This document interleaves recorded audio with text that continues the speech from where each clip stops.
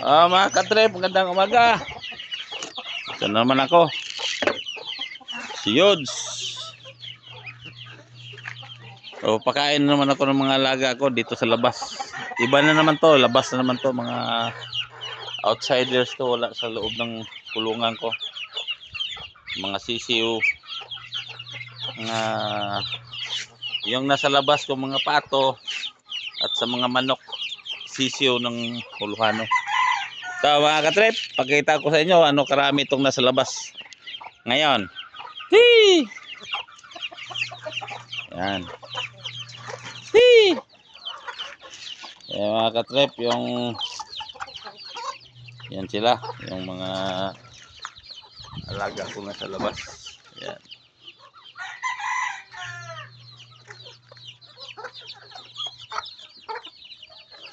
Ito ang nabukod na iba to sa mga alaga ko sa loob.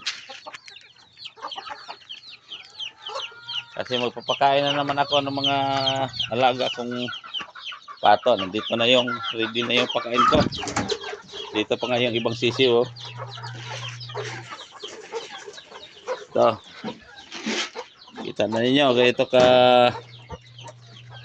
dami yung pakain ko.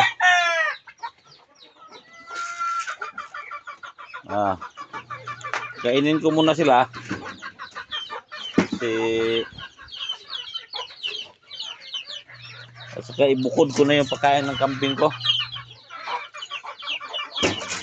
Salbahay kasi ng kambing ko eh. Si Titing. Kaya Titing yung pangalan ng kambing ko kasi malaki ang tainga niya. Titing. Tainga. Titing. Tinga.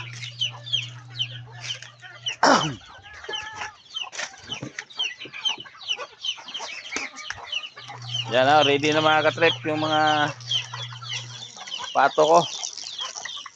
Naghanda na sila oh. Yung nasa labas oh, dan. 7 yata itong nasa labas. 7. Ay 8 pala to kasi yung lalaki na wala dito.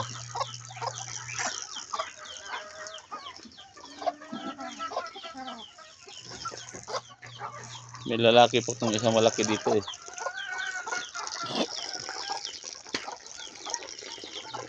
Yung pinutulan ko ng pakpak. Ito mga katrip, yung mga papakain ko. Yan.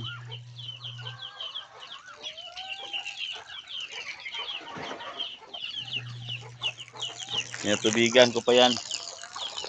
Yan. Sobras kalahating balde. 1 kilong patuka.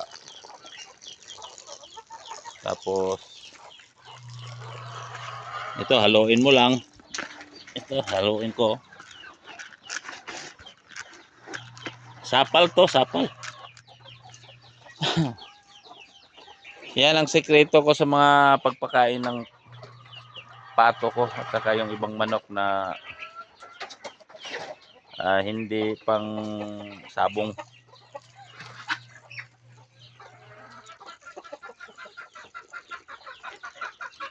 Pag marami na kasi hindi na kaya sa feeds, lalo na pato, dami ng pato hindi na kaya, kaya lagyan mo na ng sapal tulad nito. Yan.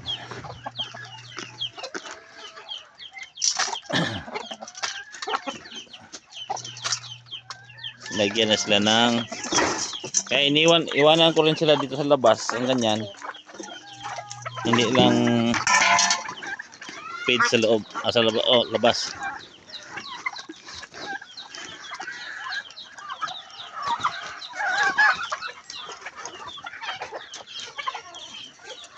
Hindi ako makapakain ng maayos pag nandyan sila dito sa lubong kasi. Kaya unang gawin ko, tapunan ko muna sila.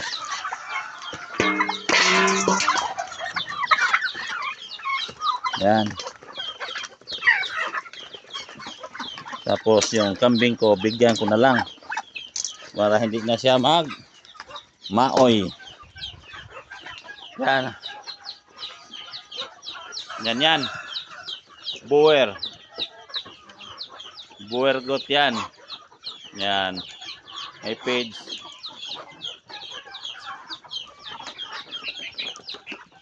Sabi nila bilhin daw. Hindi ko muna ibinta. 12,000. Hindi ko bibinta. 2,000. 12,000.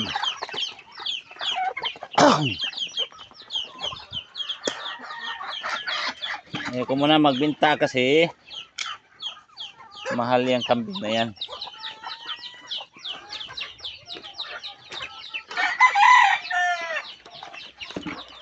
Hanapan ko ng babae.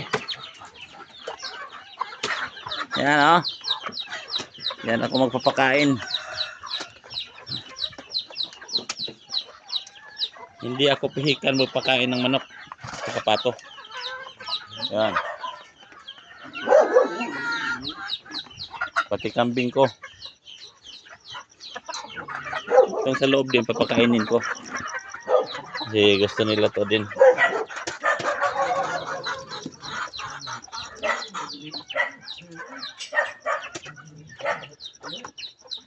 Busog na yung nasa loob pero binigyan ko lang.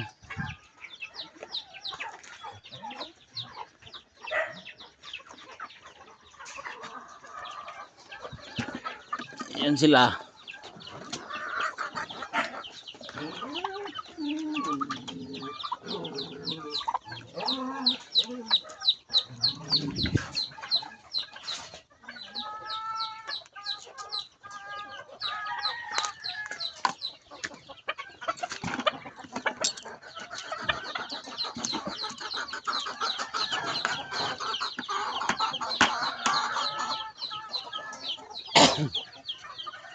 Dito ko to iubos sa loob kasi ang sa labas makapaghanap pa sa ibang lugar, makahanap pa sa ng pagkain. Pero itong nasa loob hindi na. Yan, tapos na. Nayaan ko na sila. And dito sa labas nagkalat yung iba. Ito maliit. Ako'y nagtaka, parang nawala yung isa kong pato. Tingnan ko muna. Kilala ko yung mga pato ko at saka alam ko kung ilan.